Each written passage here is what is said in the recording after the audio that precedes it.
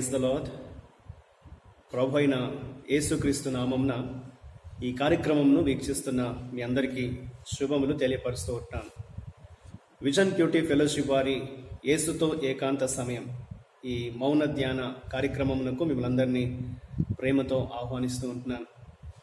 ప్రత్యేకంగా ఈ యొక్క ఆదివారం పునరుత్థాన దినమందు మనం దేవుణ్ణి ఆరాధించడానికి, ప్రభు మన పట్ల చూపిస్తున్నటువంటి కృపను బట్టి ప్రభును కనపరచడానికి, దేవుడు మనకిచ్చినటువంటి దినాన్ని బట్టి దేవునికి వందనాలు చెల్లిస్తూ ఉంటున్నాను.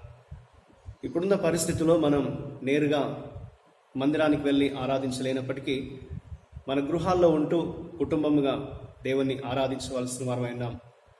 దేవుడు మనకిచ్చిన రక్షణను బట్టి ఆనందిస్తూ ఆయన కృపలో మనల్ని ప్రతి నిత్యము కాపాడుతున్నందుకై ప్రభువును మనం ఎంతగానో స్తుతించవలసిన వారమై ఉన్నాం. కాబట్టి ఈ యొక్క పరిశుద్ధ దినమందు మనందరం కూడా మన కుటుంబముగా కలిసి దేవుణ్ణి ఆరాధిస్తూ ప్రభువును గణపరచాలనేది ప్రభు పేరిట మీకు జ్ఞాపకం చేస్తూ ఉంటున్నాను. సామెతల గ్రంథం నుండి మనం వరుసగా ధ్యానాలు వింటూ వస్తున్నాం. ఈరోజు ధ్యానం కొరకు ఏర్పాటు చేయబడిన లేఖన భాగము సామెతల గ్రంథము 16వ అధ్యాయము మొదటి 15 వచనాలు. ముందుగా ఈ యొక్క వాక్య భాగంలో నుండి మొదటి 7 వచనాలు నేను మీ కొరకు చదివి వినిపిస్తాను. మీరు కూడా బైబిల్ తెరిచి ఈ యొక్క లేఖనాన్ని చూడండి. హృదయాలోచనలు మనుషుని వశము, చక్కని ప్రత్యుత్తరమిచ్చుటకు యెహోవా వలన కలుగును.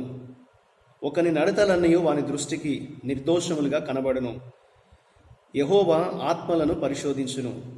నీ పనుల భారము యెహోవా మీద నుంచుము, అప్పుడు నీ ఉద్దేశములు సఫలమగును. యెహోవా ప్రతి వస్తువును దాని పని నిమిత్తము కలుగజేసెను. నాశన దినమునకు ఆయన భక్తిహీనులను కలుగజేసెను. గర్వ హృదయులందరూ యెహోవాకు హేయులు, నిశ్చయముగా వారు శిక్ష నొందుదురు. కృపా సత్యముల వలన దోషమునకు ప్రాయశ్చిత్తము కలుగును. యెహోవా యందు భయభక్తులు కలిగి ఉండటం వలన మనుషులు చెడుతనం నుండి తొలగిపోదురు. ఒకని ప్రవర్తన యెహోవాకు ప్రీతికరమగునప్పుడు ఆయన వాని శత్రువులను సహా వానికి మిత్రులుగా చేయును. ఈనాటి ఈ లేఖన భాగం ఆధారంగా మనం ఏర్పాటు చేసుకున్న అంశం ఏదనగా దేవుని యొక్క సంపూర్ణ సార్వభౌమత్వం, గాడ్స్ అబ్సల్యూట్ సావర్నిటీ. ఈ లోకములో జరుగుతున్నటువంటి ప్రతి చర్య వెనుక దేవుని యొక్క అదృశ్య హస్తం ఉన్నట్లుగా మనం గమనించాలి. దేవుడు సార్వభౌముడు, సర్వాధికారం కలిగిన వాడు. ఈనాటి ఈ లేఖన భాగాన్ని మనం పరిశీలించినప్పుడు దీంట్లో ఉన్నటువంటి సారాంశాన్ని మనం చూస్తే, మనుషులు ప్రణాళికలు రూపొందించే స్వేచ్ఛ కలిగి ఉన్నారు. అంటే ఎవరికి వారు ఆలోచన చేసుకోవచ్చు, ప్రణాళికలు వేసుకోవచ్చు. అయితే వారి ప్రణాళికలకు అనుగుణంగా ప్రతిదీ పూర్తి చేసే అధికారం ప్రజలకు లేదు. ఆలోచన చేసేంత వరకే మన చేతిలో ఉంది, కానీ దాన్ని నెరవేర్చుట మన చేతిలో లేదు. అన్ని ప్రణాళికలను స్థాపించే శక్తి దేవునికి మాత్రమే ఉంది. మనం మొదటి వచనంలో చూస్తూ ఉన్నాం, హృదయాలోచనలు మనుషుని వశం, చక్కని ప్రత్యుత్తరం ఇచ్చుట యెహోవా వలన కలుగును.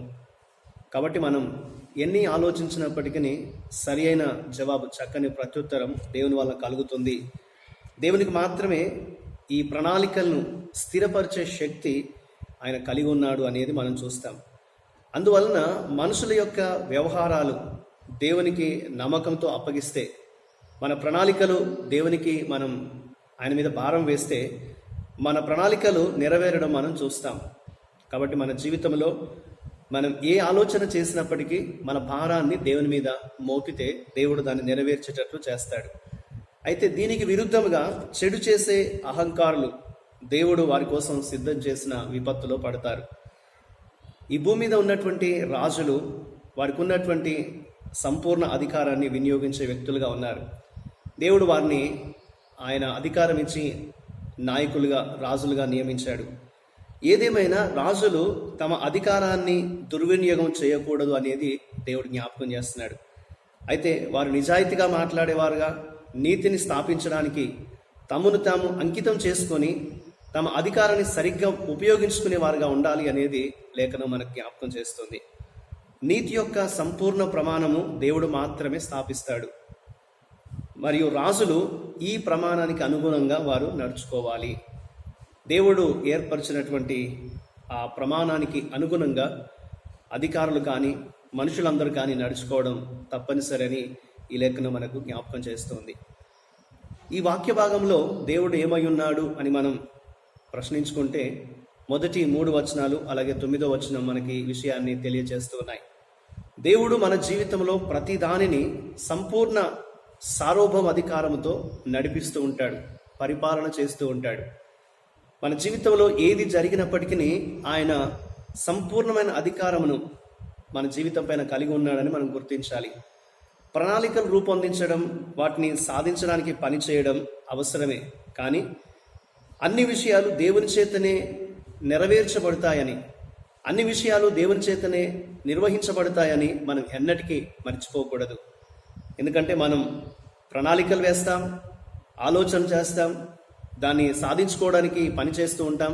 ఇదంతా చేసినప్పటికీ అంతిమంగా దేవుడే ఆయన వీటన్నిటిని కూడా నిర్వహించే అధికారం కలిగి ఉన్నాడని మనం మరవకూడదు. కాబట్టి మన జీవితంలో అన్ని కోణాల్లో, అన్ని పరిస్థితుల్లో మనం దేవునికి మనల్ని మనం అప్పగించుకోవాలి. ప్రస్తుతం నేను దేవునికి ఏమి అప్పగించాలని మనల్ని మనం ప్రశ్నించుకుందాం. కొన్ని విషయాల్లో, కొన్ని సందర్భాల్లో మనం పూర్తిగా దేవునికి అప్పగించుకోకుండా ఉంటాం. అలాంటి స్థితి ఉండకూడదు అనేది లేఖనాలు మనకు జ్ఞాపకం చేస్తున్నాయి. మనల్ని మనం సంపూర్తిగా దేవుని సార్వభౌమ అధికారం క్రింద అప్పగించుకుంటే ఆయనే మన ప్రతి ఆలోచన నెరవేరుస్తాడనే విశ్వాసంతో ముందుకు సాగాలి. అటువంటి నడిపింపు దేవుని దగ్గర మనం కోరాలి అనేది దేవుడు మనకు జ్ఞాపకం చేస్తున్నాడు.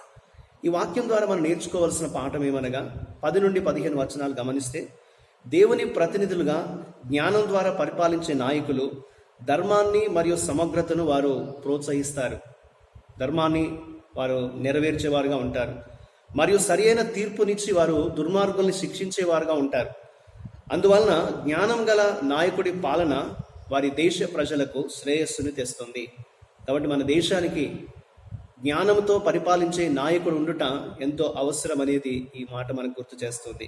కాబట్టి సామెతలకు సంబంధించిన జ్ఞానాన్ని కలిగి ఉన్న నాయకులు మన దేశాన్ని పరిపాలించాలని మనందరం కూడా ప్రార్థన చేయాలి. మన దేశానికి తగిన అధికారులు దేవుడు ఏర్పాటు చేసేటట్లుగా విశ్వాసులుగా మనందరం కూడా దేవునికి ప్రార్థించాలనేది దేవుడు మనకు జ్ఞాపకం చేస్తూ ఉంటున్నాడు. మనం సుఖముగా సరి అయినటువంటి విధానంలో జీవించడానికి, మంచిగా బ్రతుకు నిమిత్తం మనుషులందరి కొరకు, మరి ముఖ్యంగా రాజుల కొరకు, అధికారుల కొరకు ప్రార్థించమని పౌలు తిమోతికి రాస్తూ చెప్తూ ఉన్నాడు. కాబట్టి మనందరం కూడా మన అనుదిన ప్రార్థనలో మన దేశ నాయకుల కొరకు ప్రార్థన చేయాలి. కాబట్టి ఈనాటి ఈ లేఖన భాగం ద్వారా మనం నేర్చుకొని జీవితంలో అన్వయించుకోవాల్సినటువంటి, అప్లై చేసుకోవాల్సినటువంటి విషయాలు ఏమనగా, ప్రణాళికలు చేయటం అవసరమే, కానీ అంతిమంగా దేవుడే దాన్ని నెరవేరుస్తాడని ఒప్పుకోవాలి, ఆయనకు అప్పగించుకోవాలి. మన జీవితంలో అన్నిటిని కూడా దేవుని చేతిలో పెట్టగలిగితే దేవుడు సంపూర్తిగా మనల్ని తన కృపలో వర్ధిల్ల చేస్తాడు, ముందుకు నడిపిస్తూ ఉంటాడు. అంతేకాకుండా మన దేశానికి మంచి నాయకులు, పరిపాలకులుగా ఉండినట్లుగా మనం ప్రార్థన చేయాలనేది ఈనాటి లేఖన భాగం మనకు జ్ఞాపకం చేస్తుంది. అటువంటి నడిపింపు, అటువంటి కృప దేవుడు మనందరి జీవితాల్లో ప్రతిరోజు మనకి అందించేటట్లుగా దేవునికి మనం ప్రార్థన చేద్దాం. మీరందరూ కూడా నాతో పాటు ప్రార్థనలో ఏకీభవించండి.